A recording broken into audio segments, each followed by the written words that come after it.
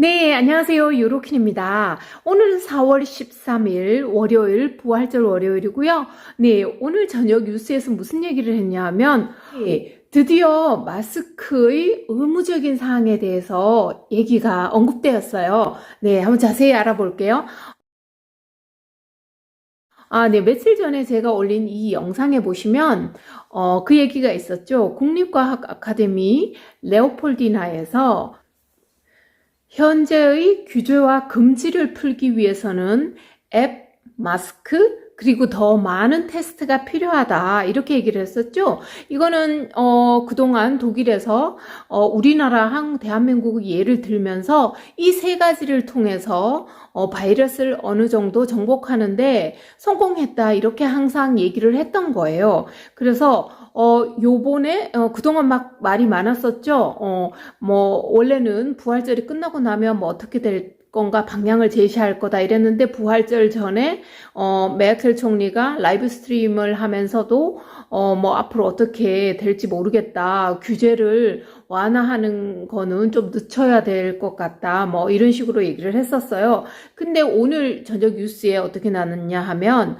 그동안에 지금 일주일 동안 튜링겐주 이에나 지역에서 시범적으로 전체 마스크를 공공장소에서 다 쓰게 했죠. 버스, 그리고, 우반, 전철, 그리고 뭐 가게, 이렇게 슈퍼마켓 이런 데서 쓰기 했어요. 근데 그 시민들을 대상으로 인터뷰를 했는데, 시민들이 의외로, 그냥 뭐 괜찮다, 마스크 쓰는데, 뭐 쓰고 보니까 뭐 익숙해져서, 사람들 없을 땐 벗어도 되는데, 그냥 뭐 쓰는 게 익숙해서 이제 그냥 쓴다. 그리고, 거기 시장이 인터뷰하기를, 의외로 사람들이 잘 따라준다. 마스크 쓰는 거를. 예, 그리고 거기서 일주일 써본 결과 감염자 수가 줄었어요. 그래서 포지티브한 결과였기 때문에 이제 얘기하는 게 조심스럽게 얘기하는 게 이 마스크 착용을 전 국민을 대상으로 하면 어떨까?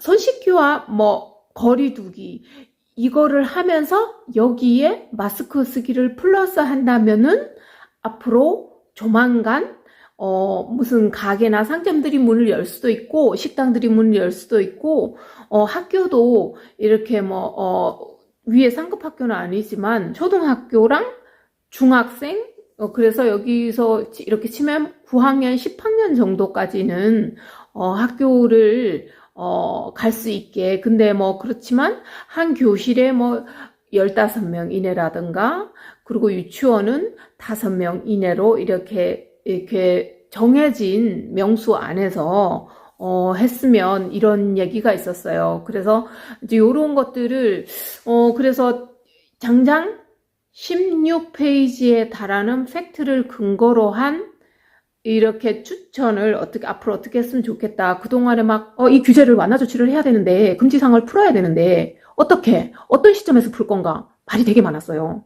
그리고 거기에 대한 이런 제시가 전혀 없었어요. 그러니까 모르는 거죠, 이제. 근데 지금 국립과학 아카데미 레오폴디나에서 이런 거를, 이런 팩트의 근거에 의해서 이렇게 했으면 풀 수 있을 것이다. 이런 거를 자세하게 이제 적어서 어드바이스를 한 거죠. 이제 이거를 가지고 근거로 수요일 날, 오늘이 월요일 밤이고요. 수요일 날 메르켈 총리가 각 주와 이렇게 상담을 해서 어떻게 대처할 거다. 물론 각 주마다 뭐 규율이 이렇게 풀리는 시기 뭐 어떻게 하는 것들은 조금씩 틀릴 수 있어요. 그렇지만 이거를 근거로 해서 그러니까 아무래도 국민들이 지켜야 하는 사항은 거의 다 비슷할 거라고 봐요. 그렇지만 이렇게 푸른 제한 조치들은 주마다 이렇게 다를 수 있다. 뭐 이런 식으로 해서 얘기가 나왔고요.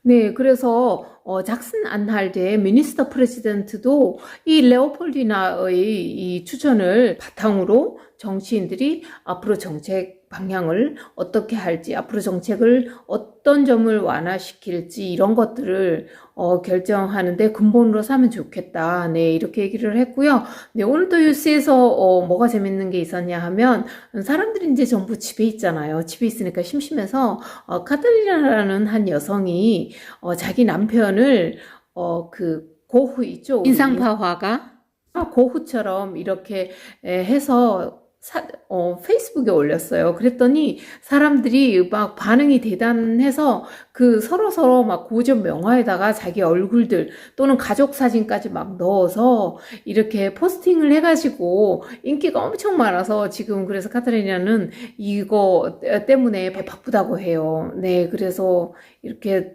참 심심하고 따분한 일상생활에서 이런 좋은 아이디어가 있어서 많은 사람들에게 웃음을 선사하는 것도 괜찮은 것 같아요. 저 유로퀸이었었고요. 저는 그럼 또 새로운 소식이 들어오면 바로 여러분들에게 전해드리겠습니다.